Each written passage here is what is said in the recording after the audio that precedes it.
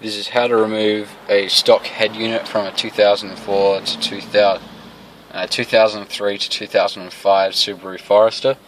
I haven't seen very many good videos on how to actually remove the head unit and put in a new one like I have here, so it took me a little bit to figure out, and I had to go onto forums and all that sort of stuff, and I didn't really have the leisure of looking at a video that shows you exactly how to do it.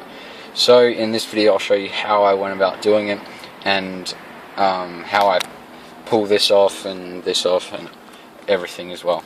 So to begin with, what you need to do is set your temperature and vent selection all the way to the right, and when you do that you'll always hear that clunking sound, and what that is these little, well, medium-sized rotating pieces. I'll just turn the light. Okay, so I'm back under here, and that thing there is what you're looking at. That's what that makes that sound when you turn it. I've turned this one the wrong way actually, so you just need to make sure it's all the way over to the left or all the way over to the right for the temperature gauge. So yeah, and like that.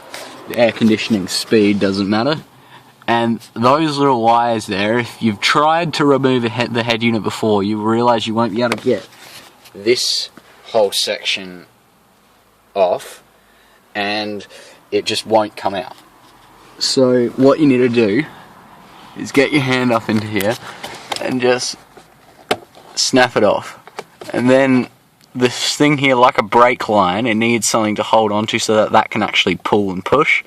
So this thing here is what it does. So I'll take it off and you just pull on it. It'll be hard the first time you do it, so give it a real good go. If it feels like it's going to break, it's not going to. Just keep pulling down on that little tab there and it should come out like so. I just leave mine like that, and I'll go to the other side. Okay, now I'm on the driver's side. For anybody that's wondering, those are the wires that I just put in. For anybody that's wondering, this is an Australian car, but it's the same setup for these things that you are pulling off.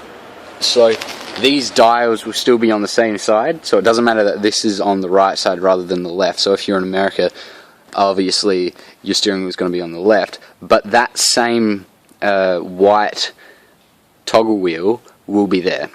And so under the driver's side, from memory this one's a lot easier to get out.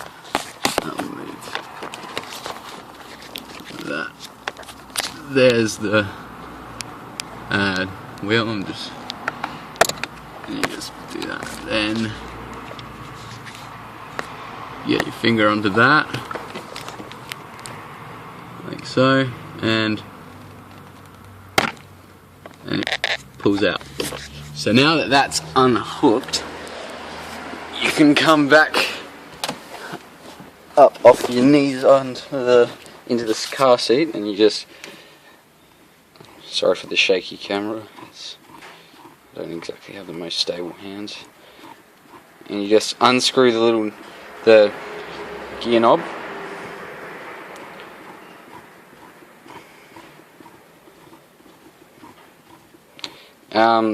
if you're wondering, the gear bag is actually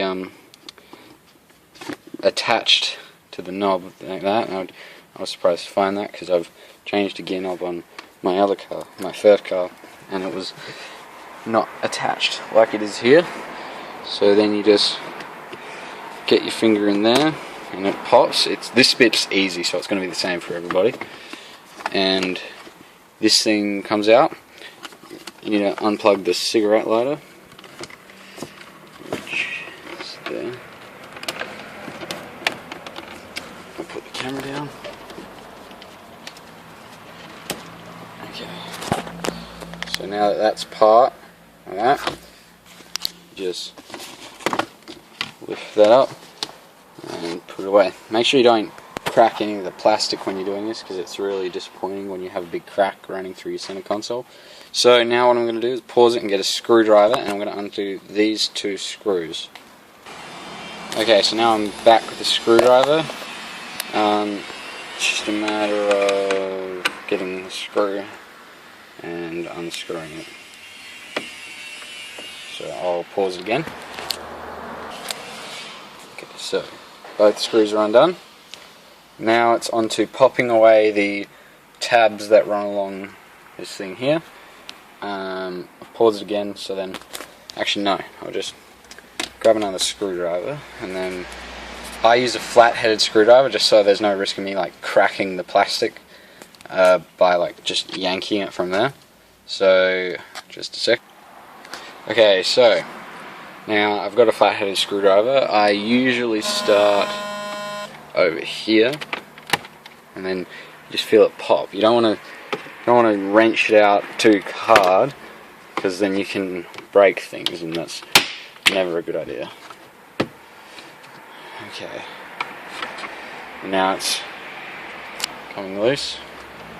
You want to carefully slide it out, and then you've got your center console out roughly.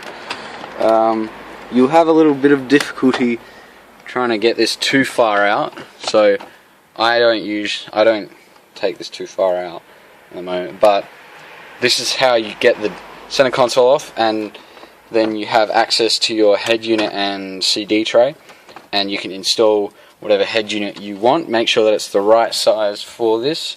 My one was a little bit too wide, but I only wanted this temporarily just so until I can save enough money for an LCD touchscreen one. So this is the basics, and this is all that I found difficult really. So it was just getting this whole system off and understanding the instructions given on forums, because I think those are called the HVACs, or HVAC, and they are for ones where they don't have computerized climate control, I'm pretty sure, and so this will stop you from doing it if you don't have the computerized climate control.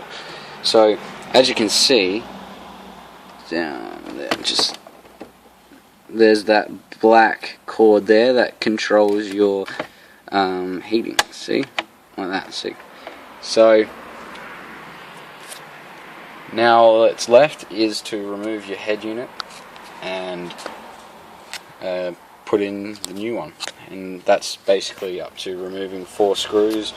There, and there, and there. So yeah, I hope this was helpful. Comment if you have any questions.